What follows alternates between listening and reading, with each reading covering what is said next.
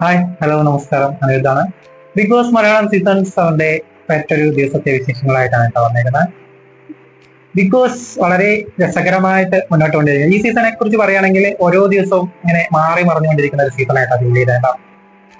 ഇന്ന് നല്ലത് ഒരാളാണെങ്കിൽ നാളെ മറ്റൊരാളുടെ ദിവസമായിരിക്കും, അത് കഴിഞ്ഞ പിറ്റന്നാൾ മറ്റൊരാളുടെ ദിവസമായിരിക്കും. അങ്ങനെ മിക്സഡ് ആയിട്ട് ഇങ്ങനെ ഓരോ ദിവസവും മാറി മറിഞ്ഞ് കളി പോയിക്കൊണ്ടിരിക്കുകയാണ്.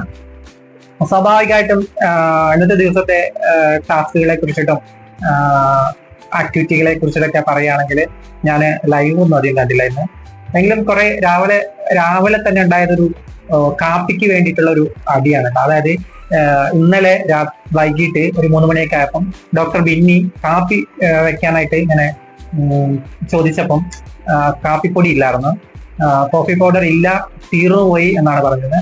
പക്ഷെ ഇന്ന് രാവിലെ ആ കാപ്പിപ്പൊടി വെക്കുന്ന പാത്രത്തിൽ കാപ്പിപ്പൊടി ഉണ്ടായിരുന്നു കേട്ടോ. അപ്പം രാവിലെ തന്നെ അതിന്റെ പേരിലുള്ള ഒരു നല്ലൊരു അടിയായിരുന്നു. അതായത് നമ്മുടെ ജിസയിലാണ് കാപ്പിപ്പൊടി ഒളിച്ചു വെച്ചിരിക്കുന്നത്. 2-3 പാക്കറ്റ് കാപ്പിപ്പൊടി ഇങ്ങനെ ജിസയിൽ പാത്ത് വെച്ചിട്ടുണ്ട്. അപ്പം അതിനെ ചൊല്ലിയിട്ട് അപ്പാനിശരത്ത് ആണ് ആദ്യം തുടങ്ങുന്നത് കേട്ടോ. അതായത് ഇന്ന് ഇവിടെ കുക്കിംഗ് ഒന്നും വേണ്ട, ഇന്ന് മൊത്തം സ്ട്രൈക്കാണ്, ചായയും വേണ്ട, ബ്രേക്ക്ഫാസ്റ്റ് ഒന്നും ഉണ്ടാക്കത്തില്ല, ഇതിനൊരു തീരുമാനമാവട്ടെ എന്ന് പറഞ്ഞിട്ട് അപ്പാനിച്ചേർത്താണ് ഫസ്റ്റ് അടി തുടക്കമിടുന്നത്. പിന്നെ നമ്മുടെ അനുമോള് അതിലേറ്റ് പിടിക്കുന്നുണ്ട്. അതായത് ജിസയിലൊരു കള്ളിയാണ് എന്നുള്ളത് അനുമോളിനെ കഴിഞ്ഞ ദിവസം ചപ്പാത്തിക്കള്ളി എന്ന് വിളിച്ചതിന് പകരമായിട്ട് അനുമോൾ ഇന്നൊരു 100 പ്രാവശ്യം ജിസയിലിനെ കാപ്പിക്കള്ളി എന്ന് പറയുന്നുണ്ട് കേട്ടോ. നല്ല രസമുള്ളൊരു വഴക്കായിരുന്നു.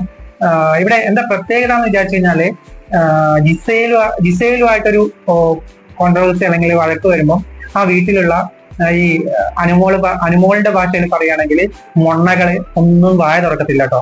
അതായത് അപ്പാനി അല്ലെങ്കിൽ അക്ബർ അല്ലെങ്കിൽ എന്താ പറയുക ഒണീല്, അബി, അങ്ങനെയുള്ള കുറെ എണ്ണം ഉണ്ട്. റെന ഫാത്തിമയോ അല്ലെങ്കിൽ ഇൻ കേസ് നമ്മുടെ രേണു സുധി ഫസ്റ്റ് ദിവസം ഒന്ന് ചെറുതായിട്ടൊന്ന് കണ്ണടച്ചൊന്നും പറഞ്ഞിട്ട് അല്ലെങ്കിൽ ഉറങ്ങിയെന്നും പറഞ്ഞിട്ട് ഇവിടെ രേണു സുധിക്ക് വലിയ പ്രിവിലേജ് ഒന്നും ഇല്ല, അങ്ങനെയാണ് ഇങ്ങനെയാണെന്നൊക്കെ പറഞ്ഞിട്ട് കുതിര കയറിയ അബിയോ അല്ലെങ്കിൽ അക്ബറോ ഇവരൊന്നും ജിസയിൽ എടുക്കുന്ന ഈ എന്താ പറയാ ഇങ്ങനെ കാപ്പി പാത്ത് വെച്ച് കുടിക്കുന്നതിനെ കുറിച്ചിട്ടോ അല്ലെങ്കിൽ ഇതിനെ കുറിച്ചിട്ടൊന്നും അവർക്ക് യാതൊരുവിധ പ്രശ്നമില്ല കേട്ടോ. ജിസയിൽ ചെയ്യുന്നത് തെറ്റാണ് എന്ന് പറയാന്നല്ലാതെ മറ്റുള്ളവരുടെ മുതുകത്തോട്ട് കുതിര കയറാൻ പോകുന്ന കോലത്തില് യാതൊന്നും ഇവരൊന്നും ഈ ജിസയിലിന്റെ മേലോട്ട് പോകുന്നില്ല. അതുപോലെ തന്നെയാണ് നമ്മുടെ ബിബി ക്യാപ്റ്റൻ ആയിട്ടുള്ള ആര്യന്റെ പിന്നെ ബെസ്റ്റ് ഫ്രണ്ടാണ് ജിസയിൽ എന്ന് വിചാരിക്കാം.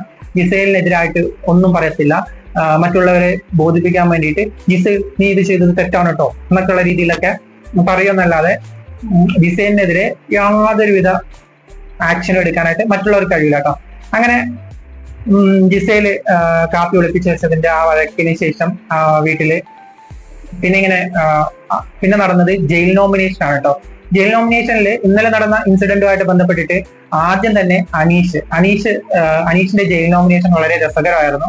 അനീഷ് ഫസ്റ്റ് നോമിനേറ്റ് ചെയ്യുന്നത് അബിയെയാണ്. അബി ഇന്നലെ നടത്തിയ ആക്ട് അല്ലെങ്കിൽ ഇന്നലെ നടത്തിയ ഈ തെറി അല്ലെങ്കിൽ ചീത്തവിളി എന്ന് പറയുന്നത് ഈ ബിഗ് ബോസിൽ ഒട്ടും ചെയ്യാൻ പറ്റാത്ത എല്ലാ കാര്യങ്ങളും ലംഘിക്കുന്ന തരത്തിലാണ് അബി പറഞ്ഞത്. എന്റെ അഭിപ്രായത്തിൽ, അതായത് അനീഷിന്റെ അഭിപ്രായത്തിൽ അബീനെ ബിഗ് ബോസ് സീസൺ ഫുള്ള് ജയിലിൽ അടക്കണം. അങ്ങനെ പറ്റാത്തൊരു സാഹചര്യത്തിൽ ഈ ആഴ്ചയെങ്കിലും അബി ജയിലിൽ കിടന്ന് മര്യാദ പഠിച്ച് തിരിച്ചു വരട്ടെ എന്നാണ് അനീഷ് പറഞ്ഞത്.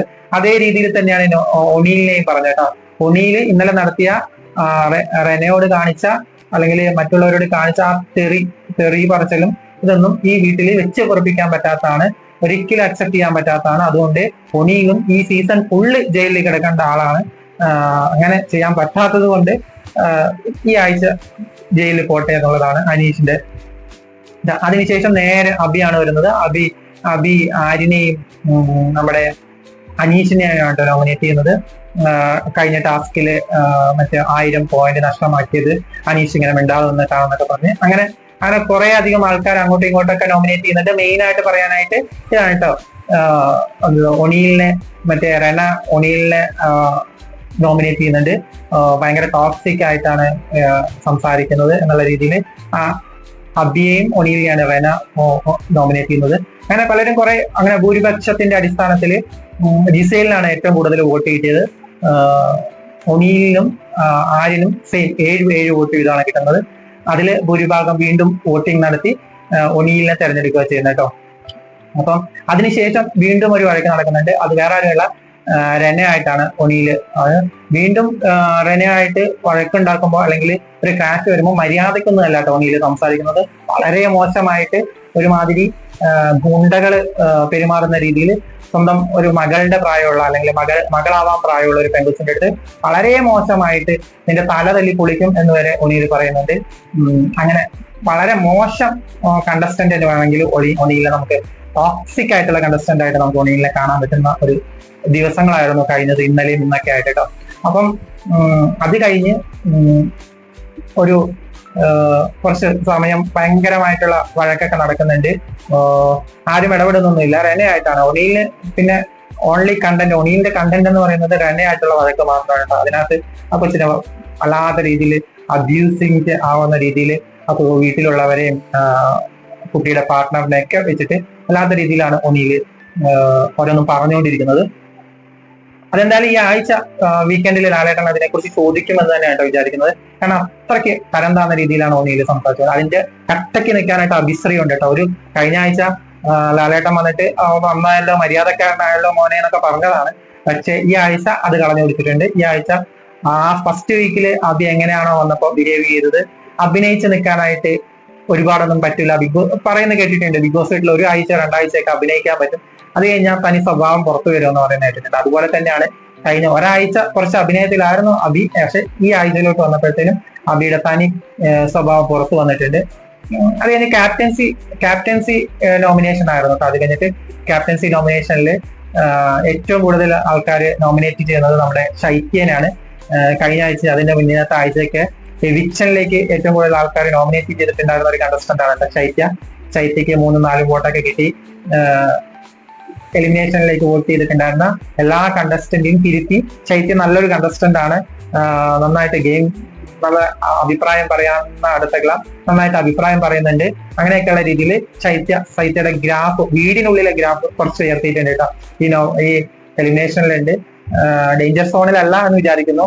ഡേഞ്ചർ സോണിലുള്ളത് സരികയും ശാരികയാണ് കേട്ടോ. മേ ബി ഒനീല് ഈ ആഴ്ചത്തെ എലിമിനേഷനിലേക്ക് പോവാൻ ചാൻസ് ഉള്ളത് ഇവര് 3 പേരാണ്. 3 പേരിൽ 2 പേരോ അല്ലെങ്കിൽ ഒരാളോ പോകും. അങ്ങനെ ഒരാൾ പോവുകയാണെങ്കിൽ ഏറ്റവും കൂടുതൽ ചാൻസ് ഉള്ളത് കലാഭവൻ സരികയ്ക്കാണ് കേട്ടോ. 2 പേരൊക്കെ ആണെങ്കിൽ maybe O'Neil or Sharika. അപ്പം അത് പോട്ടെ, അതങ്ങനെ നിൽക്കട്ടെ. എന്താ പറഞ്ഞുകൊണ്ട് വന്നതെന്ന് പറഞ്ഞു കഴിഞ്ഞാൽ ക്യാപ്റ്റൻസി നോമിനേഷൻ ആട്ടോ. ക്യാപ്റ്റൻസി നോമിനേഷനിലേക്ക് അപ്പാനി ശരത്തിനും ഡോക്ടർ ബിന്നിക്കും ഒരേ ലെവലിലുള്ള വോട്ട് കിട്ടുന്നുണ്ട്. അതുകൊണ്ട് തന്നെ 3 പേരെയാണ് ക്യാപ്റ്റൻസിയിലേക്ക് തെരഞ്ഞെടുത്തേക്കുന്നത് കേട്ടോ. അപ്പാനി ശരത്ത്, ചൈത്യ 13 വോട്ട് കിട്ടിയിട്ട് ചൈത്യ 6 വോട്ട് വീതം കിട്ടി. അപ്പാനി ശരത്തും ഡോക്ടർ ബിന്നിയാണ് ക്യാപ്റ്റൻസിയിലോട്ട് തെരഞ്ഞെടുത്തിരിക്കുന്നത്. അത് കഴിഞ്ഞിട്ട് നടന്ന വീട്ടിൽ ഒരു വേറെ ഡിബേറ്റ് നടക്കുന്നുണ്ട് കേട്ടോ. അതായത് ഈ വിവാഹമോചനം, ഡിവോഴ്സ് നടക്കുന്ന എല്ലാ കേസിലും ഏതെങ്കിലും ഒരാളോ അല്ലെങ്കിൽ 2 പേരുടെയും തെറ്റുകൊണ്ടാണ് ഡിവോഴ്സ് കേസുകൾ ഉണ്ടാവുന്നത്. എല്ലാവരും ഡിവോഴ്സ് ആവുന്നത് 2 പേരുടെയും കുഴപ്പം കൊണ്ടാണ് എന്നുള്ളൊരു പ്രസ്താവനയ്ക്ക് അനീഷ് ചെറുതായിട്ടൊന്ന് തിരികൊളുത്തി വിടുന്നു. അവിടെ നിന്ന് ശാരിക അനീഷിനെ അനുകൂലിക്കുന്നുണ്ട്. ശാരികയുടെ ജീവിതത്തിന്റെ അല്ലെങ്കിൽ ഫ്രണ്ടിന്റെ ജീവിതമൊക്കെ ആയിട്ട് കൂട്ടിക്കൊണ്ടിട്ട് ശാരിക അതിനൊരു ഉദാഹരണം കണ്ടെത്തുന്നുണ്ട്. അങ്ങനെ അനീഷും ശാരികയും തമ്മിലുള്ളൊരു കോംബോ അവിടെ ഉണ്ടാവുകയാണ്. അനീഷിനെ സപ്പോർട്ട് ചെയ്ത് ശാരിക സംസാരിക്കുന്നു. പോരാളി അക്ബർ എന്നൊക്കെ പറയുന്ന കോമഡി പീസാണ്. അക്ബർ ചാടി വീഴുന്നുണ്ട് ശാരികയുടെ നേരെ. അവന്റേതായിട്ടുള്ള കുറെ കോമാളിത്തരങ്ങൾ കാണിക്കുന്നുണ്ട്. അവിടെ വഴക്കായിട്ട് ഫീൽ ചെയ്യുന്നില്ല. വഴക്ക് എന്ന് പറയുന്നത് അല്ലെങ്കിൽ അഭിപ്രായങ്ങൾ പറയുക എന്ന് പറയുന്നത് ഇങ്ങനെ ആക്രോശിച്ച് സ്ത്രീകളെ അപമാനിച്ച് എന്നിട്ട് സ്ത്രീകൾക്ക് വേണ്ടിയിട്ട് പറയുന്നു എന്ന ലേബൽ ഒട്ടിച്ചിട്ടാണ് ഇവർ കാണിച്ചു കൂട്ടുന്നതെല്ലാം സ്ത്രീകൾക്ക് മേലെ കുതിര കയറുന്നതാണ് കേട്ടോ. അവന്മാരുടെ ടോക്സിക്കാലിറ്റിയും ഫുള്ള് വിളിച്ചിട്ട് വരുന്നുള്ള പ്രവൃത്തികളാണ് ഇവന്മാർ അതിനകത്ത് ചെയ്തുകൊണ്ടിരിക്കുന്നത്. പക്ഷെ പറയുന്നത് സ്ത്രീകൾക്ക് അനുകൂലമായിട്ട് സംസാരിക്കുന്നത്. പക്ഷെ സ്ത്രീകളെ തന്നെ അവഹേളിച്ചുകൊണ്ട് തെറി പറഞ്ഞുകൊണ്ട് ഒരുമാതിരി ക്രാന്തന്മാർ അഴിഞ്ഞാടുന്ന പോലെയാണ് ഈ അക്ബറൊക്കെ അതിനകത്ത് അടിഞ്ഞാടിക്കൊണ്ടിരിക്കുന്നത്. പറയാതിരിക്കാൻ പറ്റുന്നില്ല. അതുകൊണ്ടാണ് കേട്ടോ ഇങ്ങനെയൊക്കെ പറയുന്നത്. എന്നിട്ട് മാന്യതയുടെ കുപ്പായം അണിഞ്ഞായിരിക്കുന്നത് നമ്മൾ പ്രതികരിച്ചു, അങ്ങനെ ചെയ്തു ഇങ്ങനെ ചെയ്തു എന്നൊക്കെ നായകന്മാരാണെന്നാണ് വിചാരം. പക്ഷെ നായകന്മാരല്ല എന്നുള്ളത് താമസിയാതെ അറിഞ്ഞോളും. അതിനെ കുറിച്ചിട്ട് ശാരിക അനീഷിനെ അനുകൂലിച്ചതുമായിട്ട് ബന്ധപ്പെട്ടിട്ട് ശാരികയ്ക്ക് വിശദീകരണം വെക്കാനുണ്ട്. അതൊന്നും കേൾക്കാനുള്ള ഒരു ഇതുപോലും കാണിക്കാതെയാണ് അക്ബറും അപ്പാനിയൊക്കെ ചാടി വീഴുന്നത് കേട്ടോ. അത് കഴിഞ്ഞ് ജയിലിലേക്കുള്ള പോക്കാണ്.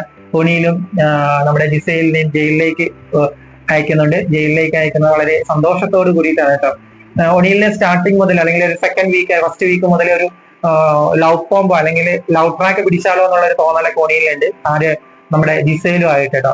അപ്പം ഒനിയിലിന്റെ ജിസൈലും ആയിട്ടുള്ള ഒരു കോൺവെർസേഷൻ ശ്രദ്ധിച്ചാൽ നമുക്ക് മനസ്സിലാക്കാൻ പറ്റും. കുറച്ച് ഷുഗർ കോട്ടഡ് ഒക്കെ ആയിട്ട് ചിരിച്ച് കളിച്ച് ജിസൈൽ എന്ത് തെറ്റ് ചെയ്താലും അതിനെ ന്യായീകരിച്ച് ഒക്കെ നിൽക്കുന്ന ഒനിയിലിനെ നമ്മൾ പലപ്പോഴും കണ്ടിട്ടുണ്ട്.